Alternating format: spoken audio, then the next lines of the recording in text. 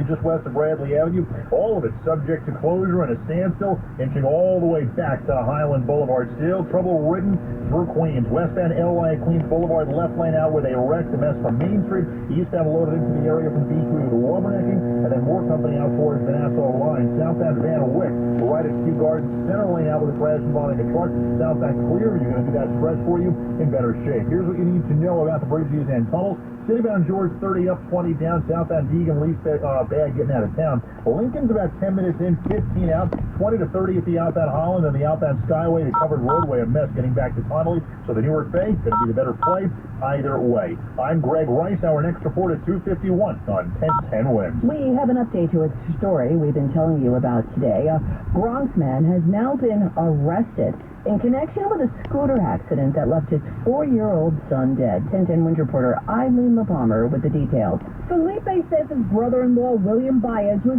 turning onto his block on West 193rd Street.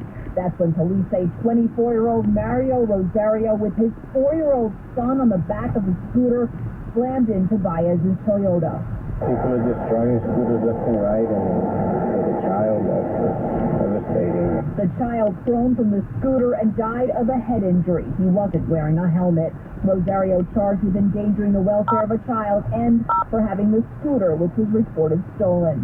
Felipe tells me his entire family will need therapy. It's really strong, something to have to live with. Eileen LaPalmer, 1010 Wins on Bailey Avenue in the Bronx. With East on 243.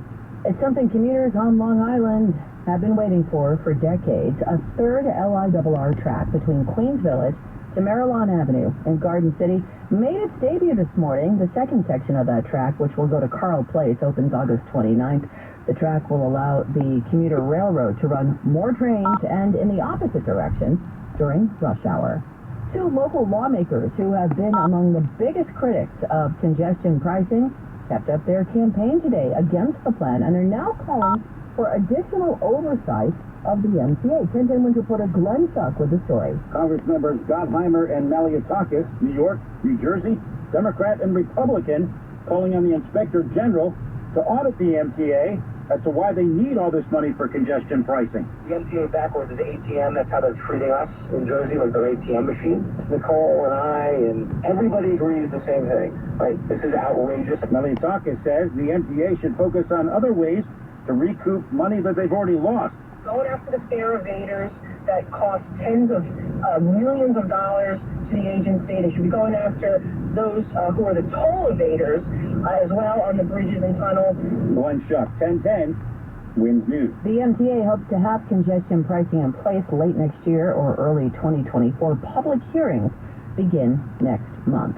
Police are looking for the hit-and-run driver who they say struck and killed a 74-year-old man in Ridgewood, Queens last night, and happened around 7:15 at Myrtle and Seneca Avenues. Police say B. Tran was crossing the road when he was hit by a black BMW heading east on Myrtle Avenue. The driver continued on, going southbound on Seneca Avenue. Wins News Time 2:45. Hey everyone, it's Kenny Mayne, the host of Hey Maine, the Kenny Mayne Talks to Famous People podcast. Made a list of people we thought would say yes, and most of them did. Not going to call out the others who didn't. Actually, what the others do mainly is don't answer.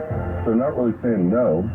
So really, our potential audience for guests and for listening audience is the whole planet. No one really has said no. So we want you to find it on the Odyssey app or wherever you get your podcasts. One day at a car show, Mike Lutz took a PSA test for prostate cancer sponsored by Perlmutter Cancer Center. Further testing showed Mike did have prostate cancer and needed treatment. I looked into everything and chose CyberKnife. Mike's CyberKnife treatment at Perlmutter Cancer Center took just 5 brief appointments in 1 week. Afterwards, Mike felt so good, he went out, picked up his dream car, and put prostate cancer in the rearview mirror. For an appointment, call 833-1-CYBER. That's 833-ONECYBR. Natural disasters happen every year. Fires, hurricanes, tornadoes. And with that, your most important moments recorded on VHS, camcorder tapes, and 8mm could all be gone in an instant. Cherished moments like your wedding, baby's first step, family trips to Yellowstone, lost. Enter Legacy Box. Digitizing your old media with Legacy Box protects your irreplaceable memories from the threat of natural disaster by digitally preserving them onto thumb drive, DVD, or the